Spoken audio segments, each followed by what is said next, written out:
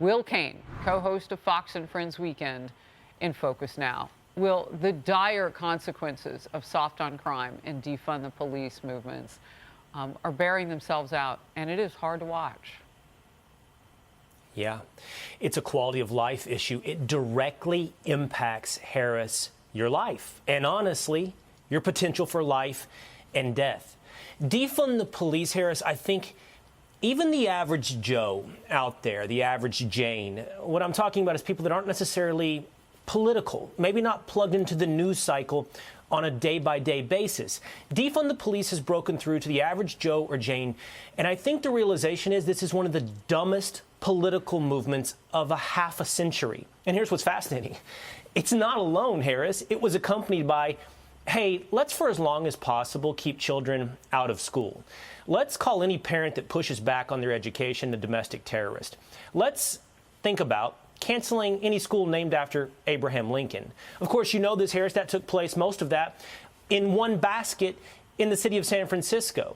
And we've seen there, by the way, which I know you've covered, a complete cleaning house of the school board. But here's what I want to say and why I bring that up, Harris. Political accountability is only one mechanism for these issues that directly impact your life and potentially, again, your life or death.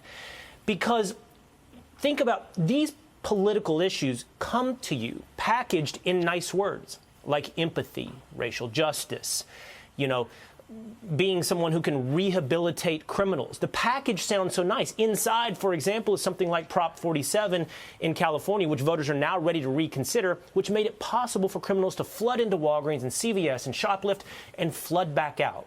Politics, my point, is only the first step in understanding and correcting what's happened in our culture. We need to be on the lookout for the fancy, empathetic wrapping paper. All of these odious politics are presented. Yeah, it's so interesting. All of those wokeisms, those terms that you used, are filled with hope. But hope is not the strategy that you use to deal with the problems that you have in terms of crime and soft on crime policies and recidivism. You can have hope, and that is wonderful. But if you don't have strategy, you're going to have more crime.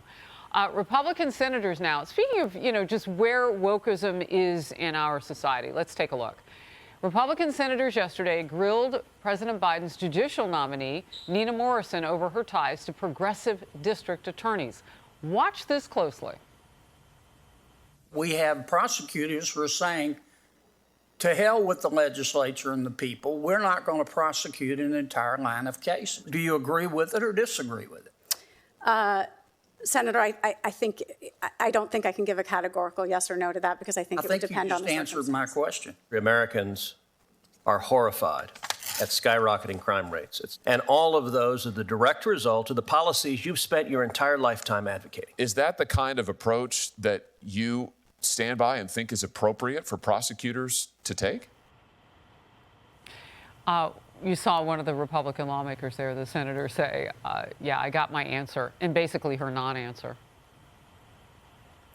Yeah, so that's Nina Morrison, who's nominated to be a federal district judge. And I think maybe the one we should focus in on, the exchange there, Senator Josh Hawley there at the end, asking her about her support, for example, the district attorney in Missouri, Kim Gardner. Missouri is experiencing, St. Louis, I believe, a 50-year murder high, a 50-year crime high. And so he's asking her there, is this what you support? Are these the types of DAs? Are these the types of policies that you support? And so just put this DA issue, and of course you've covered it, Harris, wonderfully. We talked about the Los Angeles DA, Garcon, and what that's done to how we began this segment, the rising crime rate in Los Angeles, to the point where they're now telling you to always be on alert. Put that into what you said a moment ago.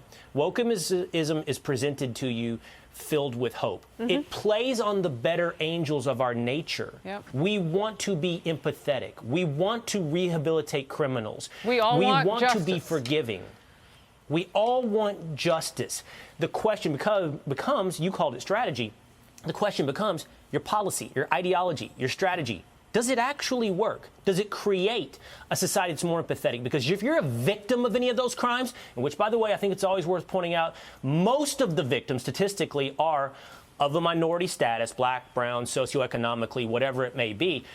If you're looking for more empathetic society, have you been empathetic to the victims of criminals, or does your empathy only flow to the criminal? Great question. I want to get to what's going on here in New York City. The new mayor, Eric Adams, and eventually we'll have to stop calling him the new mayor. It's been 2 months. Doubling down after suggesting the press treated him unfairly because of the color of his skin. Yes, he dropped the race card in an epic manner yesterday. He denies explicitly calling the press racist, but he still has a big problem with the media. Watch. I don't recall one time saying the press corps was racist. Not once. I want you to go back and listen to what I said yesterday and see if I used the term racist at all. I want you to do that. This is exactly what I'm talking about. When you hear something comes from my mouth, you use the predisposition of your life to interpret what I say. And then when I express something based on my observation, it's called a rant. The New York Post with 2 op-eds calling out Mayor Adams. One headline reads, "You're wrong, Mayor Eric Adams, about race and how media covers you." And this, if Mayor Adams makes everything about race, it's going to be a long 4 years. Look, yes. What he said was he's on the lookout for newsrooms to become more diverse. He wants, and he wants to block press access to him until the demographics and the audiences of reporters look different. However, I learned today they're hand-picking from his office who gets to talk, and it's a set group of people. So newsrooms likely, they're locked in at this point. This is a false flag, and it didn't work out for this mayor, Will. You can't force people to do something and then block the press because they can't get it done in 24 hours.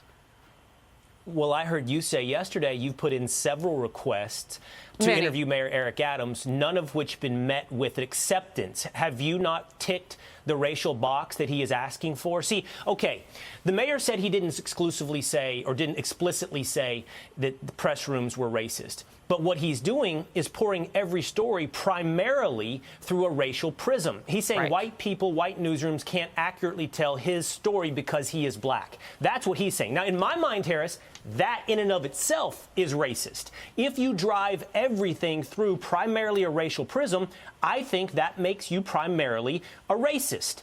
But here's the thing. To your point, Harris, he's not looking for equal racial coverage. Otherwise, he would accept your invitation. What he's looking for is acceptable coverage. And in his mind, acceptable coverage has less to do with race and more to do with how many high fives, plaudits, and easy questions he will get. By the way, his story is everybody's story. His story is crime. And that affects everybody. His story is the city of New York. Yeah, a former cop of 22 years. He's now a national figure. If they can't get it right in New York City, where will they get it right? It's a place with a liberal DA and soft on crime policies, and that's feathering across the United States, catching fire. They're looking to him and to the city. It's not about the color of his skin. It's about the color of blue, policing. Will Cain, great to have you in focus. Thank you for the compliment on my work.